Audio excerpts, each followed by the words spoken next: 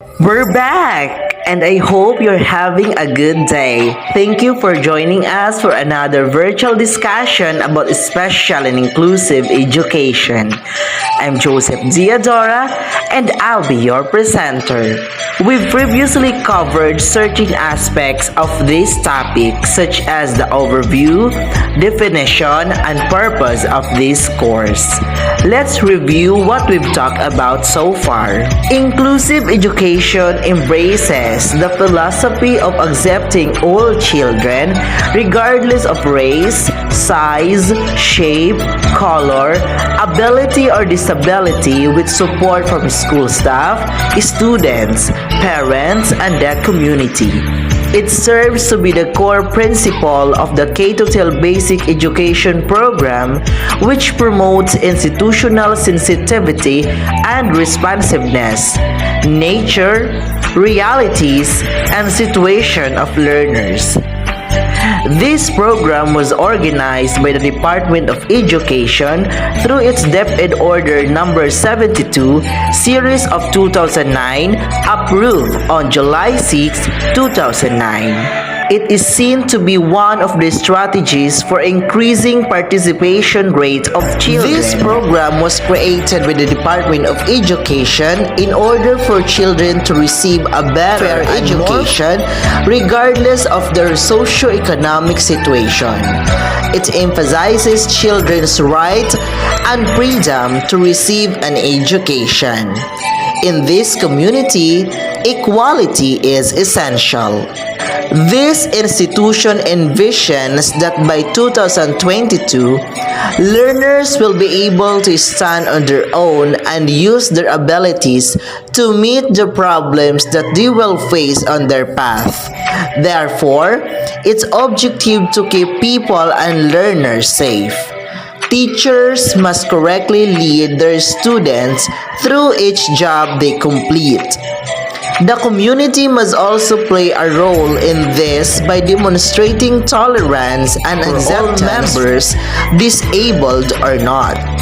This institution have components of comprehensive inclusive education. We have the following. First, Child Find, which focuses on finding those children who are not in school because of some personal matters. This education wants to give hope for children to bring back again to school, because in school, your life will change and become better. Second, Assessment. These are tasks that is needed to complete by the students. This will also serve their learning platforms if they get something during their discussion. Third, Parental Involvement.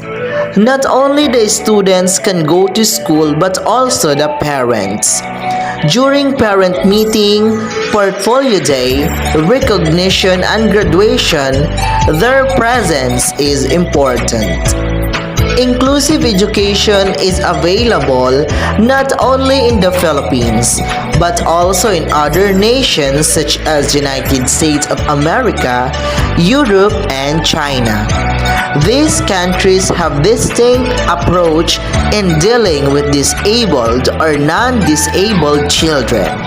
In United States of America, if a student needs services that may disrupt the class, they are taken to another classroom to complete their lesson for the day. For example, if the student requires intensive speech therapy, the school sets aside another room for special needs students to complete their courses. For Europe, the decision of whether a child with special educational needs will attend inclusive or special education is made by different stakeholders in different countries. While in some countries, this choice is mainly made by parents. In other countries, professionals decide which school is most appropriate for students with special educational needs. In China, Save the Children in China implies a clear message that inclusive education benefits every child using the slogan, "Let's go to school together." The program ensures that all children with disabilities will have an equal access to quality basic education under the three guiding principles: no discrimination, no exclusion, and no ignorance. Let's come now to bases and policies of special and inclusive education. We have legal bases in international and in the Philippines. One of these bases for international, the UN Convention on the Rights of the Child. One of the discussed rights of children is the Article 28. It states the child's right to education on the basis of equal opportunity. Disabled or not, children should be treated friendly by the teacher, schoolmate, and the community. For the Philippine legal basis includes the number 8371, the Indigenous Peoples' Rights of 1997, that present indigenous people will grant to have a free access to this education. They are the ones to be prioritized because of the less connection and opportunity they have to have an education. Key principles of inclusive education in all programs. First, we have equity. To address equity, it is essential that education programming address the policy environment in which it's operating, support universal design for learning and teaching processes, and respond to economic or social barriers to education. Next, we have safety. The safety of each student must be prioritized and concerned on this. All stakeholders and personnel of the industry are responsible on this action. To address safety, education programming should mitigate and reduce identity-based violence and marginalization, provide socio-emotional learning, and transform harmful social norms. Next, leadership and empowerment. To address leadership and empowerment, education programming should include soft skills training, mentoring, healthy behavior, civic engagement, and accessing workforce opportunities and advancement opportunities. Next, do no harm.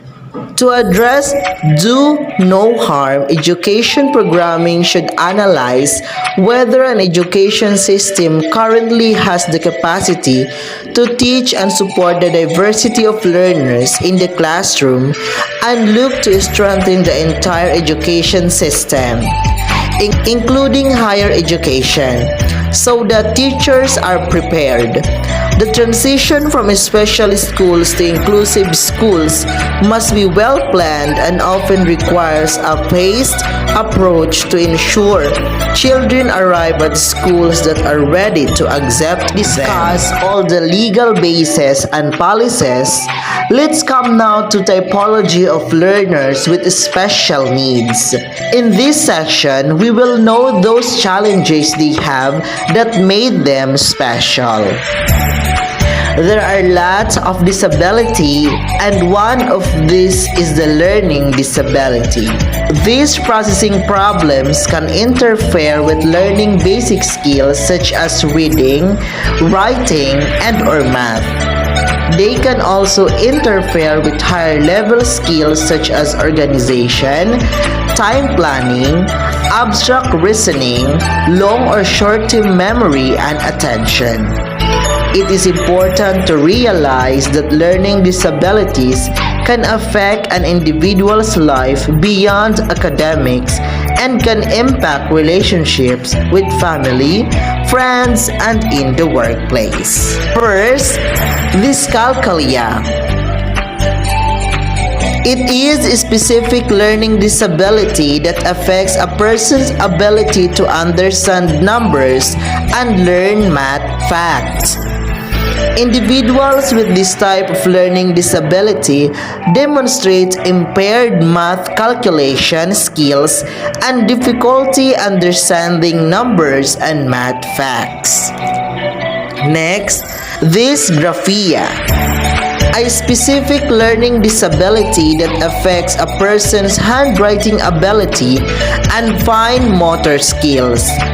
Dysgraphia is a learning disability which involves impaired ability to produce legible and automatic letter writing and often numeral writing, the latter of which may interfere with math. Next, dyslexia, a specific learning disability that affects reading and related language-based processing skills. Dyslexia is characterized by deficits in accurate and fluent word recognition. Individuals with dyslexia struggle with word recognition, decoding, and spelling. Other forms of disabilities includes the following: non-verbal learning disabilities, has trouble interpreting non-verbal cues like facial expressions or body language and may have poor coordination. Research indicates that non-verbal learning disabilities are associated with impairment in three broad areas, including motoric skills, visual spatial organizational memory, and social abilities. Oral or written language disorder and specific reading comprehension deficit. Learning disabilities that affect an individual's understanding of what they read or of spoken language. The ability to express oneself with oral language may also be impacted. Individuals with oral or written language disorder and specific reading comprehension deficit struggle with understanding and or expressing language, often in both oral and written forms. ADHD, or Attention Deficit Hyperactivity Disorder, is a condition that becomes apparent in some children in the preschool and early school years. It is hard for these children to control their behavior and or pay attention. It is estimated that between 3 and 5% of children have attention deficit hyperactivity disorder or ADHD, or approximately 2 million children in the United States. This means that in the classroom of 24 to 30 children, it is likely that at least one will have ADHD. Because we already knew that disability that a learner may have, as a future teacher, we must understand that students with special needs, such as learning disabilities, need to be taught differently or need some accommodations to enhance the learning environment. Not everyone learns in the same way, and you can follow some tips to create a well-rounded learning atmosphere. Thank you for listening. Again, I'm Joseph Adora.